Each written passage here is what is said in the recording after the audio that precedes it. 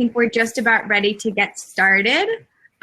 So hello to everyone in our audience. Welcome to the last day of Circularity 20 and to our session, Tools of the Trade, Circular Standards, Metrics, and Measurements. My name is Suze Oki, and I'm a Circular Economy Analyst at Genovese Group. A few quick housekeeping notes for you guys to note. This session will be recorded, and the recording will be available roughly 2 weeks after the event. All registered attendees will get an email letting them know when that's available, so keep an eye out for that. Also, to the right of the screen, you'll see our chat box for this session where you can communicate with your fellow attendees. We encourage you to introduce yourself and to say where you're tuning in from. Very excited to have you all here. Finally, you'll see that my colleague Greg Kerwin has posted a survey at the top of that chat box. At the end of the session, we'd love it for you to fill that out. We definitely take our feedback very seriously, and we'd be really grateful to have you take a moment there. So today, on to the main event. Today, we're going to be quickly introducing and demoing 4 tools of the trade that are helping companies measure and standardize their circular initiatives, moving circular advancement from the theoretical to the tactical and number-based. It is my supreme pleasure to introduce Christina Raab, Vice President of Strategy and Development at Cradle to Cradle, Carolien von Brunschot, Director of Circular Economy at WBCSD, Jarkko Havas, Lead of Data and Metrics Initiative at the Ellen MacArthur Foundation, and finally, Alyson Genovese, Head of North America for GRI. Now, each of these panelists are just gonna have 5 minutes to share their respective tool. So this is gonna be rapid fire. It's gonna be full of energy and fun. So without further ado, I'm pleased to pass it off to Christina, who will be covering Cradle to Cradle's product standard. Oh, and one more housekeeping note. If you float your mouse over one of our faces or the slides that are being shown, you can double click them and make them more full screen. So that's the way to see the slides that are being shared a little bit more easily. So with that, Christina, please take it away. Great, thank you. I'm just getting set up here. Great. It's a great pleasure to present here today with such a fabulous group of peers, and thank you to the Genovese team also for the opportunity.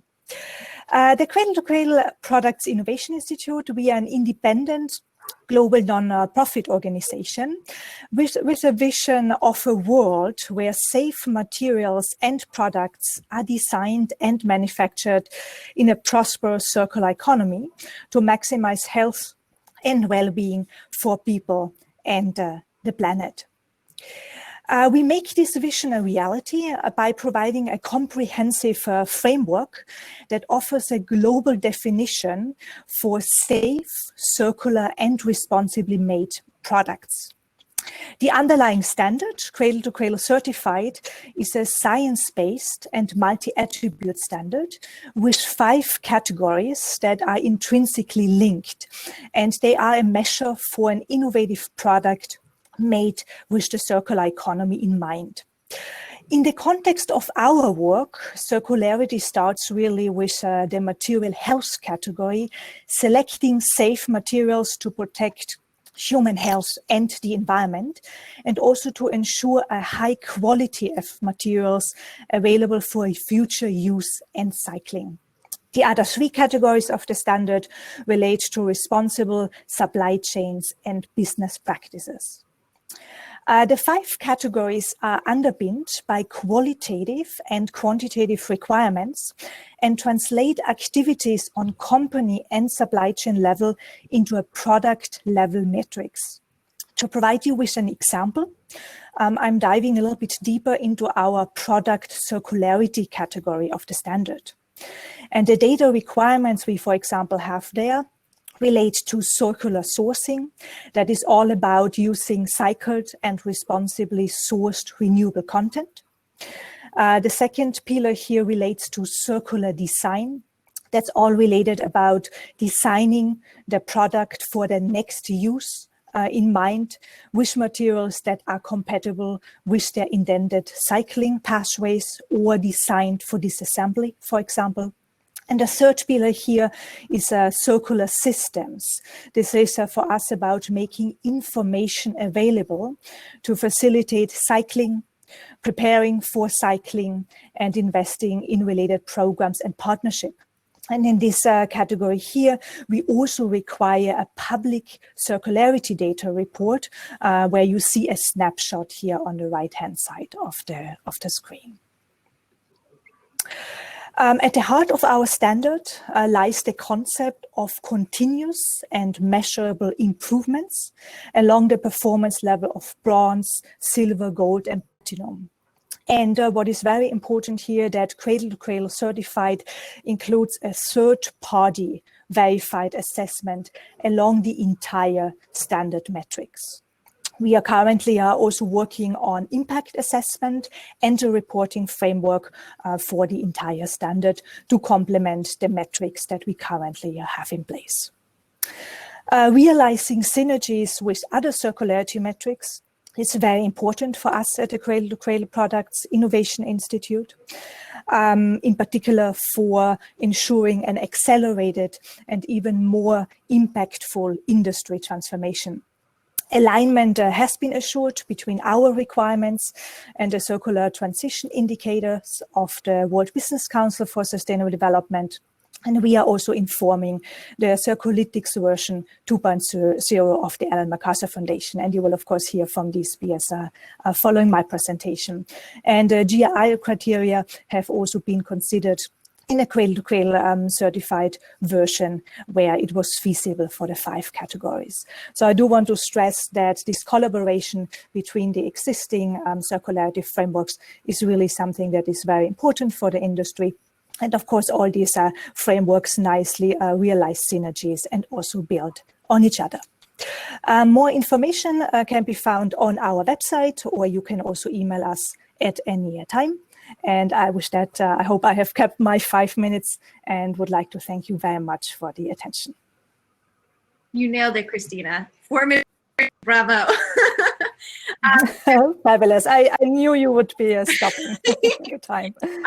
So thank you so much, Christina. Let's now hear from Carolien about WBCSD's Circular Transition Indicators, also known as CTI. Carolien, take it away. Thank you. Yes, after hearing from Christina about the standard for product circularity, I'd be happy to take you through a company-level circularity assessment framework called the CTI, developed by the WBCSD indeed. We are a member-based organization that work on business solutions towards more sustainable world in which 9 billion people can live comfortably within the planetary boundary by 2050. CTI, in short, is a self-assessment framework for businesses to measure and manage their own circularity, described in this publication that you see here on the screen, and accompanied by the CTI online tool that helps companies to collect data, do the calculations, and prioritize its response to exposed risk and identified opportunities.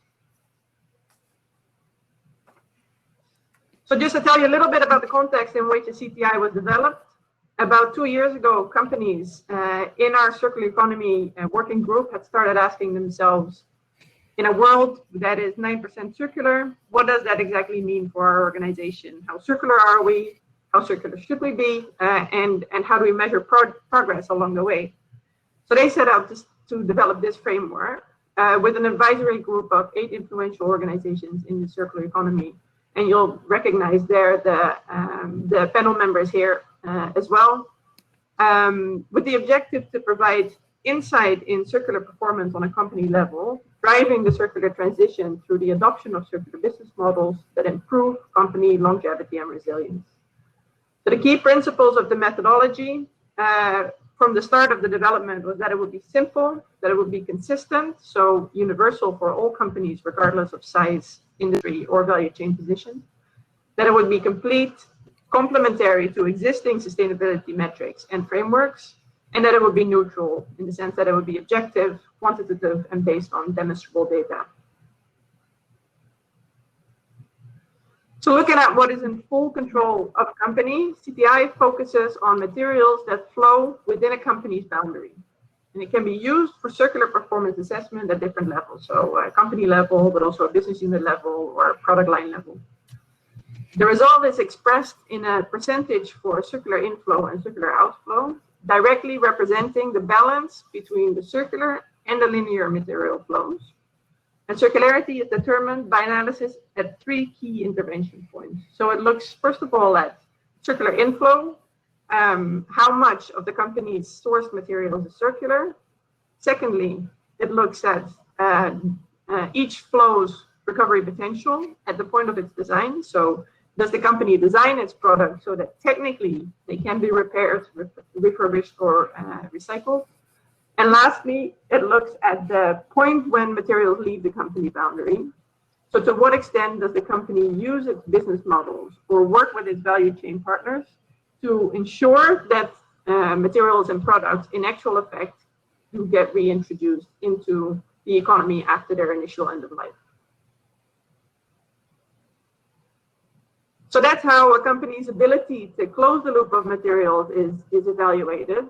And since water and renewable energy are an important part of circular economy, we assess them in separate indicators, as you can see here. We consider this first set of 4 indicators as the core of the CTI, and we've grouped them together in a closing the loop indicator module. Every company will start their CTI assessment by completing this module. But for companies that are curious and want to gain additional insight, CTI offers some extra indicators in 2 additional modules. Optimize the loop, focusing on optimizing resource use and providing insights on prioritization of materials. And value the loop, focusing on the link between the company's circular material flows and its financial performance, so that over time it can demonstrate its success in decoupling economic growth from linear resource use. These are the indicators that are included in version 1.0 of the framework. Additional indicators are currently being developed and will be included in CTI version 2.0. I have one last slide. Am I still on time? Got about 30 seconds. All right, perfect. So finally, CTI follows a process that helps companies with a structured approach to your assessment. So making sure that not only you see full own assessment based on the company's priorities, but also that companies look beyond the direct results of the assessment itself, really helping them to interpret the outcome and take measured and meaningful action on the learnings, which can then be managed in an annual cycle. For more information, I invite you to check out our website and to join the few hundred other companies that have signed up for the CTI online tool so far. Thank you very much for your attention. Thank you, Carolien. I'll now pass it off to Jarkko, who will overview EMF's Circularitics. Jarkko, take it away. Let's just try to find the screen share, and hopefully that did the trick. Okay, and I'm on a random slide, so give me a second. Oh, there we go. Okay. Hi, so my name is Jarkko Havas. I lead the MacArthur Foundation's work on insights and analysis, and indeed the metrics team is part of that group. MacArthur Foundation is a non-profit organization that was founded 10 years ago, and since the beginning our mission has been to accelerate the transition to a circular economy. The tool I'm introducing today is CIRCULATICS. We launched it in January this year, and the foundation has had years of sort of experience in measuring circular economy on product level and thinking about it for policymakers, and indeed then needed to find a way to measure for companies as well, and to enable sort of measuring progress towards our mission, which is to accelerate the transition. And we've taken steps to try and cover comprehensively what circular economy means on a company level using Circularitics and then having indicators to measure that. So it all started with the need from our network of companies, and we've involved a network of various sort of shapes and sizes of companies to to develop this method from the beginning, and we've had also academic institutions to sort of keep us at check on some of the theoretical aspects. So we've had over 30 companies with us developing and then testing beta versions of the tool. And since launching in January this year, we've had almost 650 companies who've signed up to using the tool, and that's been really encouraging, and especially seeing that almost a quarter of those companies are relatively large, that have over $1 billion USD of annual revenues, and that's just goes to show how circular economy is not just a thing for sort of smaller niche native companies in this circular way of thinking, but increasingly large multinational brands that we all know are taking circular economy very seriously and into their sort of strategic priorities. So that has been very encouraging to see over the course of this past 8 or 9 months. A little bit about what we actually measure with Circulytics. So we've categorized the indicator into 2 categories. So there's the enabling environment that is represented by the top half of this funnel, and outcomes, so the real world sort of tangible things that we want to see on company level to represent the level of circularity. That's the bottom half of this funnel running from left to right. And these categories then break down into themes and indicators. And on a theme level, on the enabler side, we look at things that are important in transitioning a company from doing things in one way to another. And we've looked at different types of transformations to come up with this list, and then tested, of course, with companies in the context of circular economy. But for example, digital transformations have been a big source of inspiration for us. And therefore, things like, is circular economy part of your strategy? Do you invest in innovation? Have you talked with your external partners, so your suppliers and customers, to make sure that this systemic transition can happen? Nobody can do it alone. And in outcomes, we then measure or have indicators to indicate whether those enablers have sort of translated into real world outcomes in terms of material flows, service revenue, water flows, or if you're an energy producer, the type of energy that you produce. And the outcome of all of this will be a scorecard. The process of assessment is relatively straightforward. So you'll sign up to an account, you'll get an account to input your information into, you'll then submit it securely to EMF, where we'll run our algorithm to produce a scorecard that shows score along these different themes, and an analyst commentary for larger companies and companies in our network as well.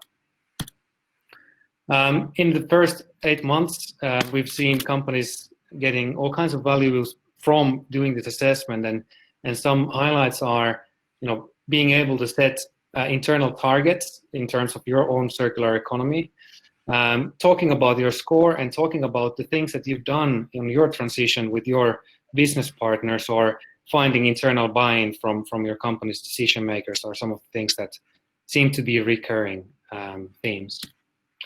So thank you. I hope I didn't go over time.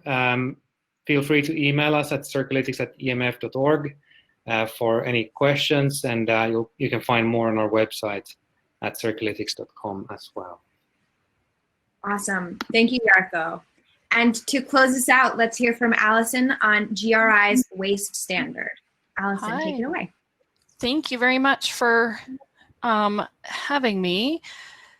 I trust that you can see this okay. For some reason, it's not making, there we go, full screen. Well, thank you. And as just by a brief way of introduction, for those of you who are not familiar, GRI is the world's largest organization of a standard setter for organizations to measure and disclose their non-financial impacts. We're an independent nonprofit organization, and our core product that most folks know are, of course, the GRI standards, used by thousands of companies of all different shapes and sizes and industries around the world every year. For those of you who are not familiar, the set of GRI standards are 30 standards. The first 3 are universal standards that all organizations complete. The topic-specific standards are completed based on a company's materiality assessment. We're here to talk today about the waste standard, which falls as a topic-specific standard in our family within the environmental space. And the updated waste standard was released in May of this year. So companies are just now starting to review it and understand how to report against it. The effective date is January 2022. However, of course, we hope and expect that companies will adopt the new standard early. Some key features, I think, before we get into this, and I won't read this slide to you, of course, all of these slides will be available to you, is to keep in mind that GRI's goal and our mission is around transparency and accountability, not necessarily circular economy per se. So what we want is to encourage companies to look at the impacts that they have on the outside world and to rethink how they design their products, their services, their systems, their operations, and to really have a macro level of understanding their own waste systems and how they make decisions that may or may not lend themselves to a mindset of a circular thinking. So the change in the waste standard was really to build in a better understanding of causes of their impacts, systemic changes and improvements, but also to really help companies from a macro level look at how they report and use waste as an indicator of a missed opportunity for asset recovery within their systems. And we want companies to think not only within their operations, but also within the full value chain of their products and services, and then their understanding of their responsibility in creating change in that space. Also, when you look at and encourage everyone to download and look at the standard at their leisure, it's all of our standards are available for free to anyone who wishes to use them or review them, that there are 5 key components. And the first two, 101, 102, really focus on the management approach disclosures. So how is waste generation a proxy for circularity opportunities? Circularity is certainly not defined strictly to waste. It has many different impacts, such as water and in other areas. And so we want people to look to disclose how they think about waste, how they manage it, who's responsible, what their plans are, and then also to report qualitative information on the measures that they use. So do they use the Cradles to Cradles tool? Are they working with WBCSD? And so for those tools that have just been described before, are they being incorporated as a way to then fill out the data set that we ask under 303, 306, 3, 4, and 5, which is actually the quantitative data on recovery that we're looking for. GRI, we want companies to think about the intersectionality between issues. And so how does waste intersect with, say, human rights? How does waste intersect with water? How does waste intersect with economic opportunity? And so we want companies to look at the social impacts of waste, the economic impacts of waste. Are they shifting burdens? Are they simply offshoring problems? And so that is more at the higher level that we're asking companies to disclose on, but they can't do that effectively without using the tools that have been described earlier. So the tools really work in concert very well together.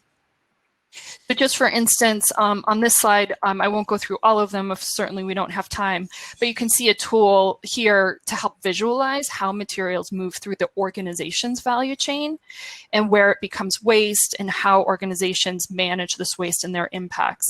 This is not a requirement to show this process flow to be in accordance with the GRI standard. However, we do encourage it. And one interesting challenge that we ask companies we do trainings for is simply to map their their supply chain. And even that is a very difficult challenge for many organizations. And so we encourage them to go through that really difficult exercise, because then you can overlay where there are gaps and opportunities in the system and where waste occurs that maybe an organization may not be aware of. So in the interest of time and wanting to allow time for a few questions, I'll wrap it up here. However, please know that we have, people on the ground all around the world who are able to answer questions. The standard is new, so I assume that there'll be lots of implementation questions, even for folks who are very familiar with GRI, and that we do have a business leadership forum for circular economy and waste reporting that's starting this fall. So, we encourage anyone to reach out and access our standards and hope that it will be found as valuable for you. So with that, I will stop sharing and pass it back over to Susan. Hopefully I was on time. Thanks, Alyson. Okay, so we have just about left, and one question that I'm seeing frequently in the chat box, and I know, Alyson, you started to touch on this in your talk, but for audience members discerning when and where to apply these tools, I'd love it if you guys could speak to how these tools overlap or complement each other in their implication or applications. I'll leave it open to anyone that feels inclined to take that question. I think I already addressed it, so I'll leave it to my colleagues. Sure, Yeah, Jarkko, go. Okay, I'll try to be brief so people can chip in, but I think we've actually, all of our organizations have been in touch with each other, as some of us mentioned, and so we try to make sure that the value proposition of each tool is unique, but we use the same definitions as much as possible. So we talk about the same circular economy, and the CTI by WBCSD is a self-assessment tool, and Circularitics is an assessment that's done by EMF, so you can use this as a sort of third-party independent assessment, and that has different value proposition then, and GRI is a very well-established standard, right? And Cradle to Cradle is sort of founding thoughts on what circular economy is, and that's where our foundation has found sort of inspiration, and of course it's a product level primarily, if I'm not mistaken. So that's also a different level of granularity in what we're measuring. But I'll just pause there so somebody else can jump in. Absolutely. Yeah, I'm so sorry. We are at time now, but that was a great summary for us, Jarkko. I know that there are many questions that were unable to be answered, so I do encourage our speakers to add any of their contact information that was shared on those last slides into the chat box now for our attendees. Do keep in mind for our attendees that you will also have a copy of the slides when we share our recordings. Again, that's going to happen in about 2 weeks. You'll receive an email when that happens. So do keep an eye out for that. So excited and happy to have this panel, clearly well attended and very informative. So thank you so much to Jarkko, Alyson, Christina, and Carolien, and thank you to our audience as well. Thank you. And for all attendees, the sessions are back in play, so feel free to click on over to another session that are starting in just about 3 minutes. Have a good one, everybody. Thank you, everyone. Thank you. Bye.